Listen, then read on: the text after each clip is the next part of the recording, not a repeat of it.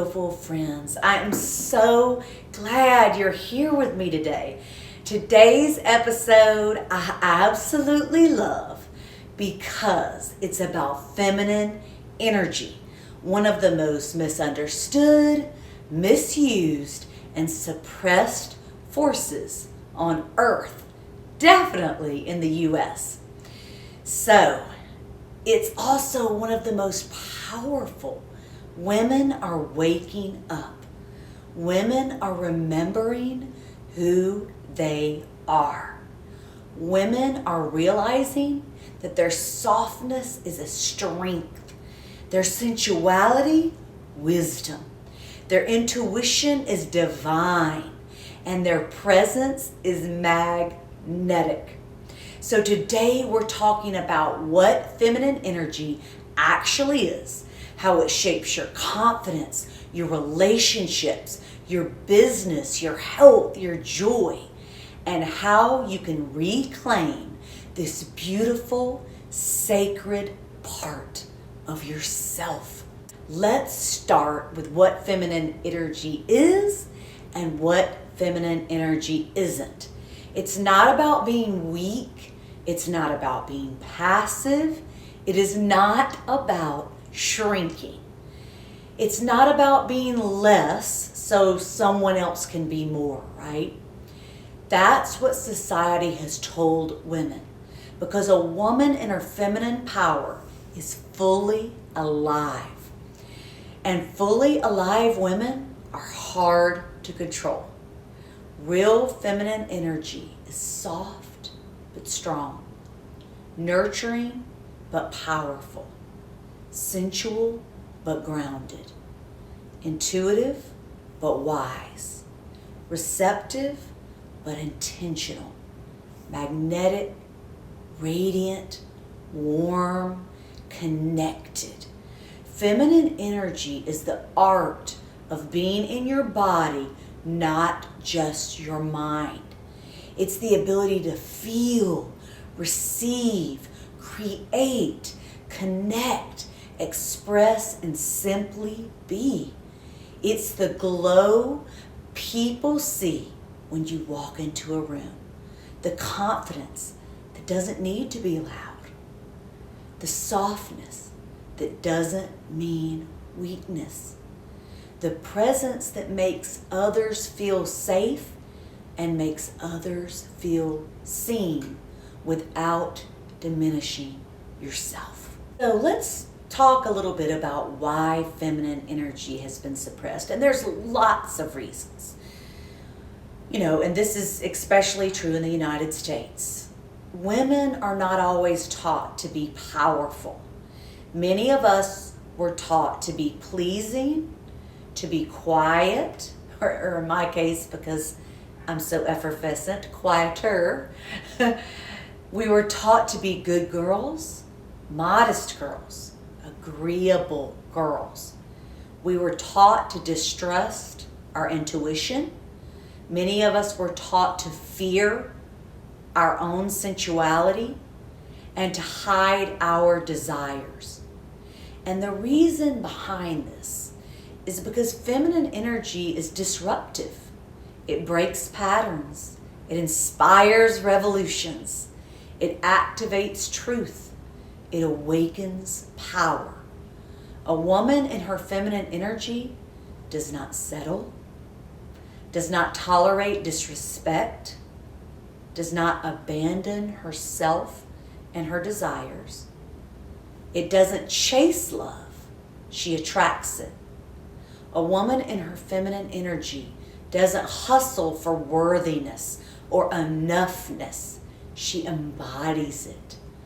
That is why feminine energy has been suppressed and pushed down, because it is a threat to the systems that rely on women staying small. So for me, reclaiming my feminine wasn't a single moment, and it was a big mountain to climb. It was remembering. It happened when I started listening to myself again, when I started reconnecting with my body. I've always exercised, but I started reconnecting with my body through yoga, through Pilates, through breath work and prayer. It's when I allowed myself to feel beautiful without guilt or worry for what someone else was thinking or saying. When I started expressing myself unapologetically. When I honored my desires. When I did the shadow work to uncover all the beliefs that were not mine. And here's the wild thing. The more I stepped into my feminine energy, the more grounded I became, the more confident, the more connected, the more spiritually aligned I became with God. I prayed more. I trusted myself more. I loved deeper.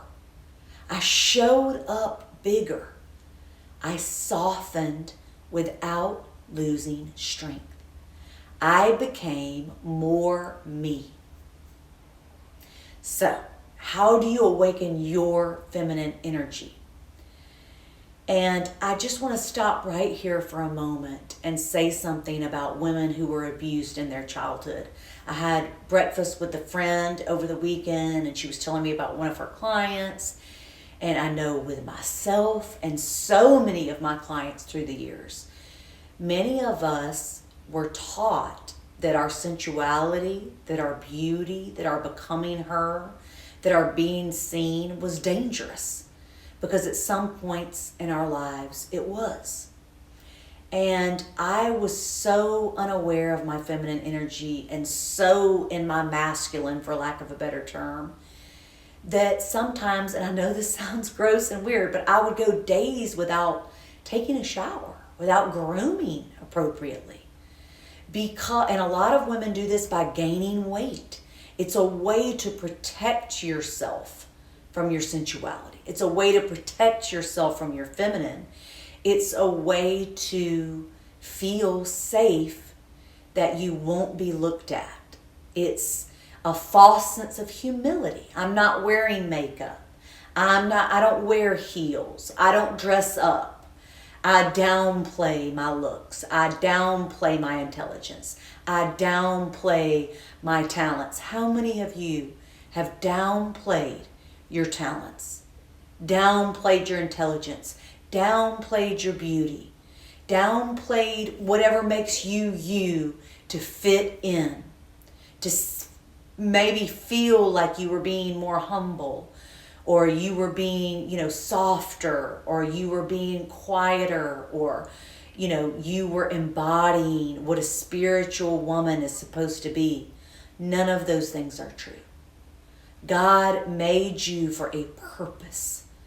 And those desires in your heart to help others, or to cook, or to create, or to choreograph, or to run a business, or all these ideas that you have with marketing, or your intelligence as an engineer, or as a physician, whatever it is, as a nurse practitioner, or a teacher, a lawyer, a hairstylist. Those desires in your heart to serve or create, God put them there. He didn't make everyone quiet. There's nothing wrong with being quiet, but God made some of us loud. He made some of us intellectual. He made some of us kinesthetic. He made some of us creative. He made some of us content. He made some of us ambitious. He made us with all different love languages. You are as unique as your fingerprint. And unless you're an identical twin, there is not one person in the entire world like you. And your desires are your North Star. Your intuition, that small voice inside of you saying, make this post, start this business, create this cooking show, create this catering business. So if you've ever been in that situation where you have dampened yourself, your desires, your intuition, your wants, your talents, your likes, your needs to fit in, it's time to stand out, because that's what God made you for. So let's talk about some ways to embody your feminine energy. Slow down. Feminine energy thrives in presence, not rush. Enjoy the moment. Enjoy the chores. Enjoy the children. Enjoy the partner. Enjoy the job. Enjoy the ride. Stop, look around you, think about what you're grateful for, and enjoy the moment. Be in the present moment. Move your body with intention. Sensual movement, yoga, Pilates, stretching, dancing, martial arts. Anything that reconnects you to your hips, your breath, and your softness. Walking with presence. It's a great way to do this. Next, receive compliments, receive help, receive love, receive gifts, receive abundance. Learn to receive. We've been conditioned to reject or deflect. Start to receive. Next, listen to your intuition. It's God speaking through your body, your heart, or your mind. Next, nurture your environment. Beauty is part of feminine energy, not vanity. It's okay to dress up and to have a nice home and to do the best with what you have. Next, express your desires. A woman who knows what she wants is unstoppable. But we have been taught for so long to suppress our desires that sometimes it's difficult. We don't even know what we want. We do know what we want most of the time deep down, but we're scared to admit it. Start by writing it down in a safe space where no one can see it, and get honest with yourself. Next, nourish your sensuality. Wear colors that make you feel radiant. Buy lingerie for yourself. Take slow showers. Massage oil or lotion on your body like it's self-care routine or ritual or an act of gratitude for your body that is moving you around, that is getting you through this world, this earth, right? So many times, what do? We scroll and compare, right?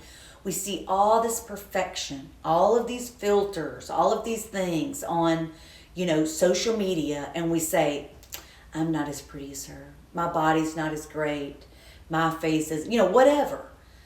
Meanwhile, there are people that think you are the most beautiful woman they've ever seen. Maybe you shine from the inside out and they just adore you. So start learning to love your body like it is right now. Not when you lose 5 or 10 pounds, not when you, fix this or that. Right now. Love yourself. It's your imperfections that make you beautiful, that make you unique. Let yourself feel beautiful without apology. Look in the mirror and say, I am beautiful. Start noticing every single time you look in the mirror what is right and not what is wrong. Nourish your sensuality. Wear colors that make you feel radiant. Buy lingerie for yourself. Take slow showers. Massage oil or lotion onto your skin like it's an act of gratitude for your body. Love yourself. Love yourself and feel beautiful without apology. Instead of noticing everything that's wrong with your face or your body, notice 3 things that are right every time you look in the mirror and tell yourself that you are beautiful. Practice self-compassion. Feminine power grows in softness, not criticism. Next, this is a big one. Rest. Real rest. Not collapse rest. Sacred rest. Women have trained to do, right? Feminine energy thrives when you simply exist. So just be. Enjoy the moment. Be in the present. Be grateful for yourself, your loved ones, your surroundings, and be. When a woman steps into her feminine energy, people feel it. Her confidence becomes effortless. Her sensuality, natural. Her presence, magnetic. Her relationships deepen. Her creativity explodes. Her business expands.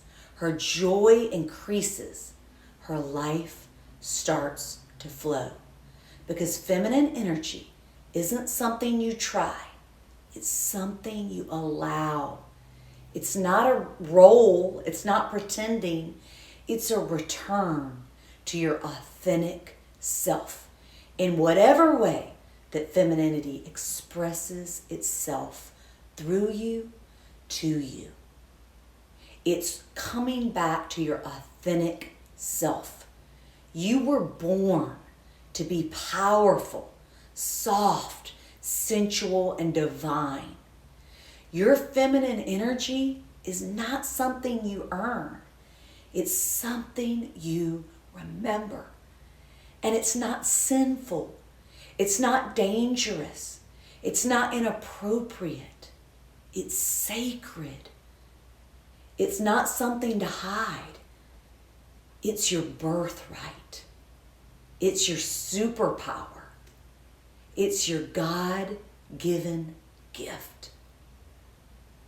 And once you start to use it, you start to step into it, your entire life will shift. You don't need permission to be radiant. You don't need permission or approval to be powerful. You just need to be yourself, to become who you authentically are, who you truly are. I love you and I see you. I see your struggles. I see your pain. You've got this. You can do anything that you set your mind to. And it starts with recognizing who you truly are and loving yourself. Okay, so here are some journal prompts. Where have I been suppressing my feminine energy? Where have I been suppressing my authenticity? What makes me feel most alive, most sensual, and most radiant? What makes you feel alive, sensual, and radiant? What beliefs do I need to let go of to feel fully like myself? What beliefs do I need to let go of? How does the highest, most feminine version of me move, speak, love, choose, and behave? Where can I soften in my life without losing strength? Where can I soften without losing strength? If you're ready to reconnect with your feminine energy through movement, if you want to feel sensual, confident, embodied, and alive, come join me at LuminaFit. This is where women rise into their power and their femininity. I love you. I am praying for you. I am rooting for you. You are beautifully and wonderfully made. You can do anything that you set your mind to. I love you. I'm cheering for you. I'm praying for you. And I believe in you. I'll see you in the next episode.